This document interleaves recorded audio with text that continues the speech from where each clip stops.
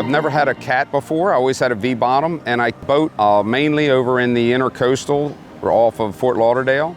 And so in the Intercoastal, there's a lot of boat waking going on. You go from like non-wake to wakes, and V-bottoms just roll. And my wife was always like, you know, like I always had to warn her to like, be careful, here comes a wake, or here's a boat moving, and the wake. So anyway, we took a ride on a cat, and it was just so much nicer. And the WorldCat was like a preferred model. I did a lot of research, and I have relatives and boated my whole life, and always been V-bottom boaters. And actually my nephew Ryan had said about the cats, and he'd love to have a WorldCat himself.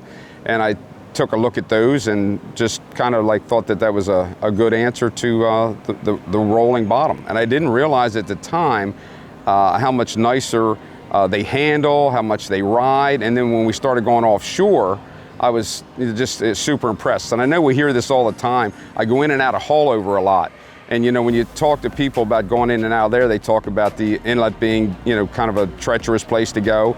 But just like cats are, as you approach there, instead of chopping the throttle all the time, I actually give it a little more throttle. It just takes that air underneath, and it just glides right on in. And you know, it's the ride. It's amazing how well it rides, and it handles. To dock it, I have a joystick on it, but even without the joystick, using both motors, it's just an incredible boat. I know I sound like I work for WorldCat, but it's like my first cat experience, and I'm really won over by the whole brand.